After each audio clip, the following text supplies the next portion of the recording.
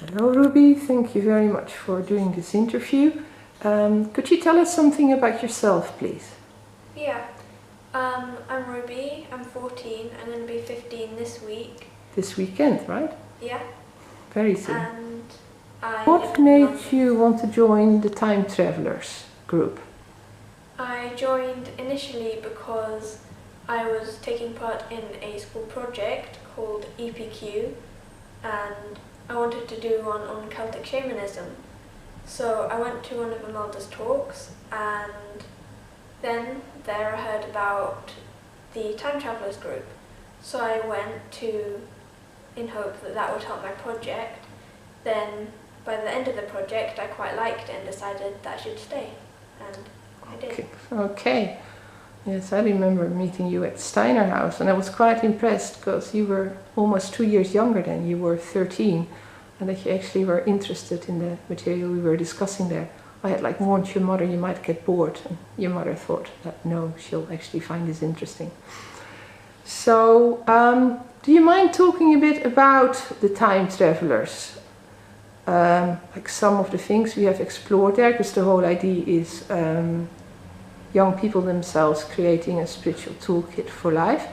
Would you mind telling us a bit about what things that we may have covered or explored that you have found useful, that you've actually used in your own life? I've used a lot of the things that I've learned from Time Travelers in my life, like making potions, and I have used my spirit guides quite a lot, almost every day even.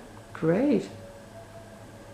So how does that work then? Say you are in school and say something a bit tricky comes up. So how would that work? How would you talk to your spirit allies? Would you do that at home, or can you even do it in school? I can do it almost anywhere. You can do it almost anywhere. That's fantastic. Would you mind telling us a little bit more how that is done?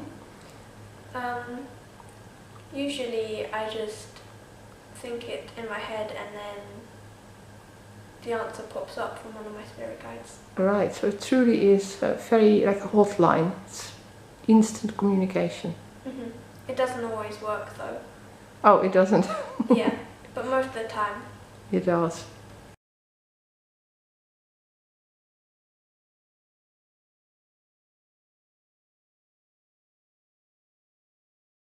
You told me once that sometimes on the way to school you borrow energy from a tree and you generally talk to trees.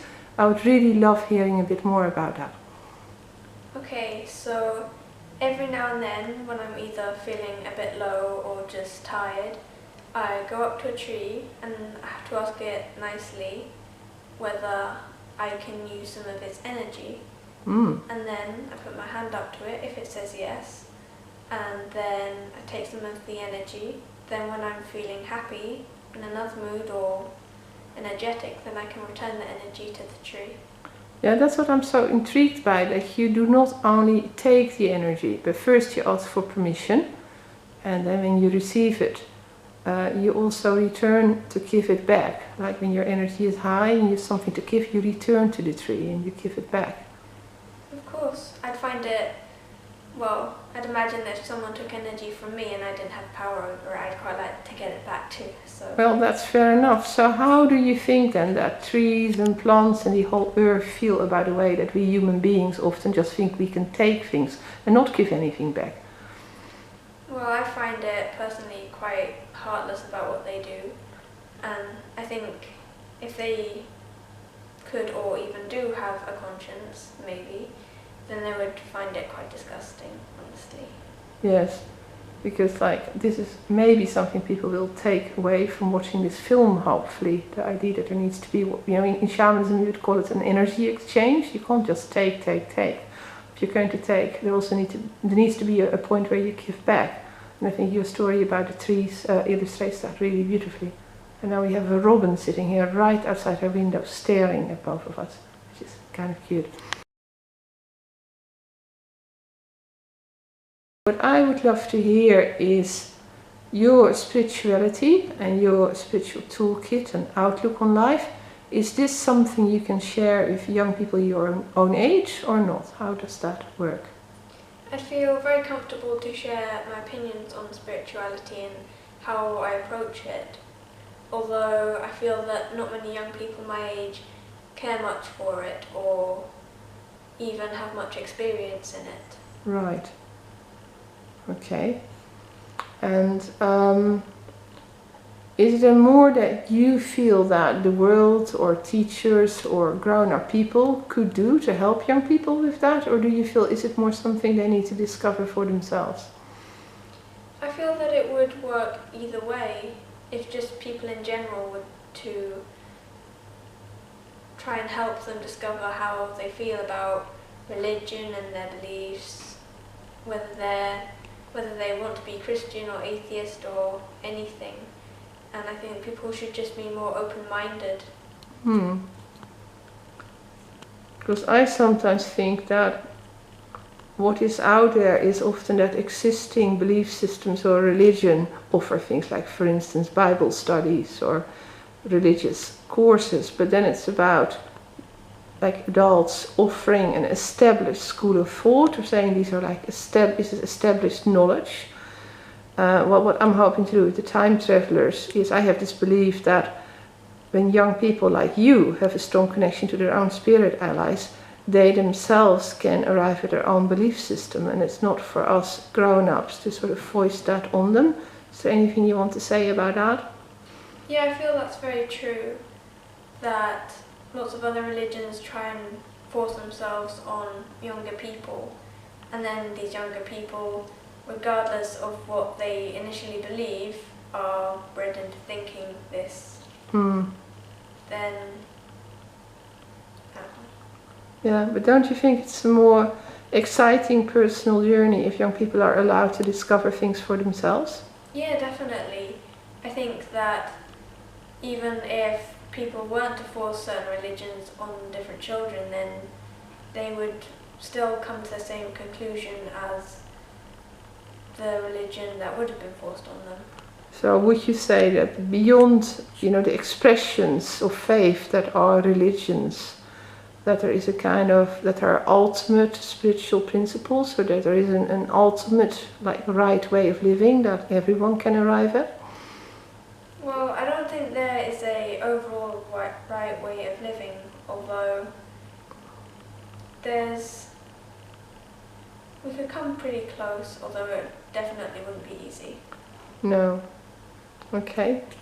I think that's a big debate in its own right. It's interesting to hear what you think.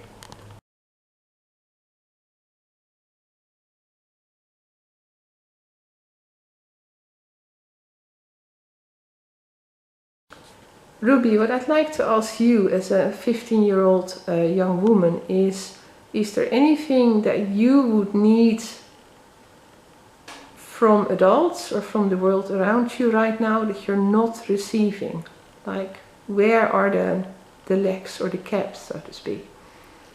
I'd say that people my age need a lot more support in various things. I mean, especially with GCSEs, that puts them under a lot of pressure. Yeah, and for people who may not live in the UK, the GCSEs are the general exams that all 16-year-olds have to do in the UK. Yeah? So there's a lot of exam pressure and a lot of cramming of knowledge. Also, I think that this cramming of knowledge puts a lot of pressure on the mind and sort of closes it up to spirituality for a while. Okay, well that's interesting. So the minds get so full with exam material that other things get crowded out. Okay, so maybe some changes in the educational system would be welcome.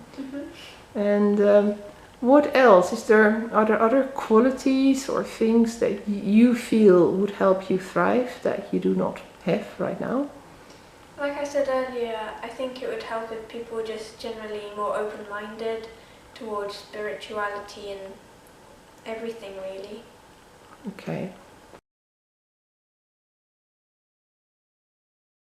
So Ruby, there might well be teenagers or young people out there who do not feel well supported in their spiritual quest, and it's quite possible that they're going to go on the internet and look for inspiration and other ways of doing things. So it's just possible that some of them would watch this film, for instance, So if there are young people out there who do not feel supported in exploring their unique form of spirituality, what would you say to them? I'd say that no one is ever alone, so there'll be someone else in the world who thinks like you, and not only that, but there will be other people who will support you, like I would support you, and I'm sure Imelda would as well. So there are other people like you, basically, and that's almost a gift. So you're saying that they should not be afraid of reaching out to people, even if they're a bit further away or maybe unknown to them, who can be of help. Yeah. So to not get stuck in thinking that, oh, no one is like me and no one understands me. Also that even if your parents or friends don't approve of it, you will eventually come across someone who does approve of it and will support you. I think that's very good advice, Ruby. So it's also not to give up, to stick with what you know you need to explore. Yeah.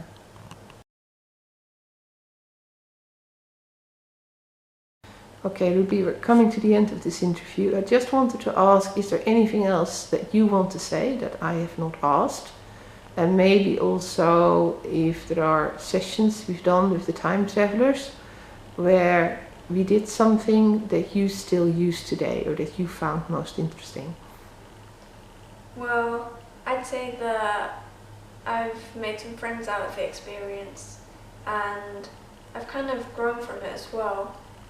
I've learned lots and I've also got a lot more spirit animals than I started off with.